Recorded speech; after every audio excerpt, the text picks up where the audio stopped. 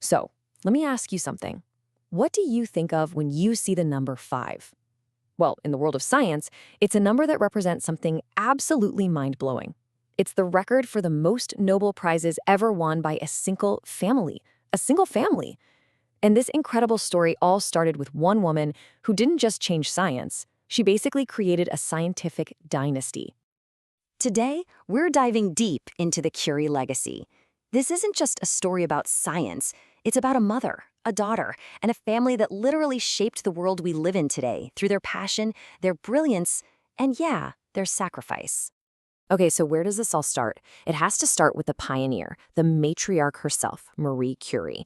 I mean, think about it. She came from Poland to Paris for her education at a time when doors were slammed shut for women in academia. But did she just knock on those doors? Nope. She blew them right off their hinges. And when we talk about first, her list is just unbelievable. Check this out.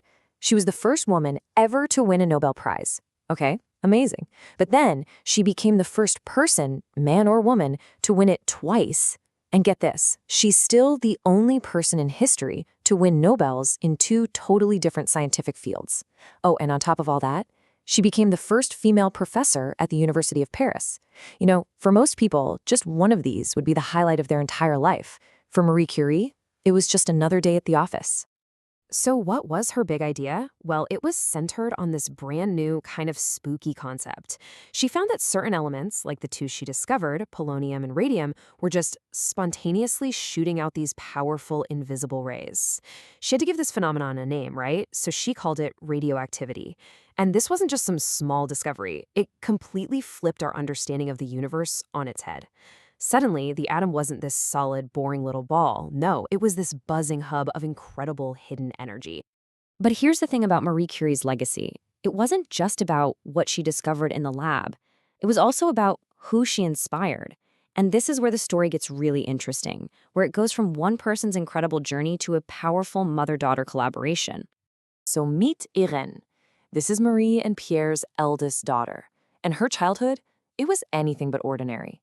Forget traditional school, her mom set up this thing called the Cooperative. Basically, a super school where France's top scientists and scholars would teach the kids in their own labs and studies. So for Irène, science wasn't just a subject in a book. It was literally what was happening in her living room. She grew up breathing it. And then, everything changed. Their bonds, their scientific partnership, it was really forged in fire, the fire of World War I. When the war broke out, Marie didn't just sit back. She created mobile X-ray units to help surgeons on the front lines. And who was right by her side? Her daughter, Irène, who was just 18 years old, working as a nurse radiographer. These little mobile labs were nicknamed Petits Curies, little Curies, and they ended up helping treat more than 1 million soldiers. They were literally taking science to the battlefield to save lives. Please remember to subscribe to our channel and turn on the notification bell. Share and like our videos. The information in the video is compiled from open sources. Thank you. So after the war, Irène went back, finished her studies, and joined her mom's famous Radium Institute. And it was there, working with her husband, Frederick Joliot, that she was about to step out of her mother's shadow and make her own mark on history. She wasn't just going to study radioactivity, she was going to create it. And their huge breakthrough was something called artificial radioactivity. Now you gotta understand, up to this point, radioactive stuff was only found in nature. You had to dig it out of the ground, it was super rare and difficult. What Irène and Frederick figured out was how to make things radioactive. They could take a totally normal, stable element and, poof, turned it into a radioactive one. A total game changer. So how on earth did they do that? Well, the experiment itself was beautiful in its simplicity. First, you take a regular piece of aluminum foil. Then, you blast it with these things called alpha particles. Okay, what happens? They saw that the aluminum started spitting out these other particles, called positrons. But here's the magic trick, the real aha moment. Even after they took away the source of the alpha particles, the aluminum just kept on glowing, kept on emitting those positrons. It had been fundamentally changed. They'd done it. They created radioactivity out of thin air. And this next part is just one of the most powerful moments in the history of science. They took their discovery to Marie. She was dying at this point, worn down by a lifetime of working with these powerful elements. They handed her a tiny test tube with the very first sample of their man-made radioactive material. And the story goes that her face just lit up with pure joy. In that moment, she knew the torch had been passed. The legacy was safe. And sure enough, the very next year, 1935, Irène and her husband Frederick were awarded the Nobel Prize in Chemistry for that incredible discovery. It was official. They became the second married couple ever to win a Nobel, literally following in her mom and dad's footsteps. So let's step back and look at the big picture. What is the Curie legacy really? Well, their impact is almost impossible to measure, but you have to remember, it all came with a heavy, heavy price. I mean, the parallels between mother and daughter are just stark. You have Marie, the pioneer of natural radioactivity. You have Irène, the pioneer of artificial radioactivity. Both win Nobel Prizes, reaching the highest peak of their field.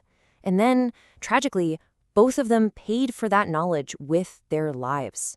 Their deaths were both linked to a lifetime of exposure to the very thing they gave to the world. So when you look at it all together, the dynasty is undeniable. You've got the 1903 prize for Marie and Pierre, then Marie's unbelievable solo prize in 1911, and then Irène and Frederick's prize in 1935. Now that's 4. The 5th prize, that brings the family total to a record-breaking 5, actually went to Irene's sister's husband, who won a Nobel Peace Prize for his work with UNICEF. And their impact? It's still echoing all around us today. They didn't just crack a glass ceiling for women in science, they completely shattered it. Their Radium Institute, it basically became a factory for Nobel Prize winners.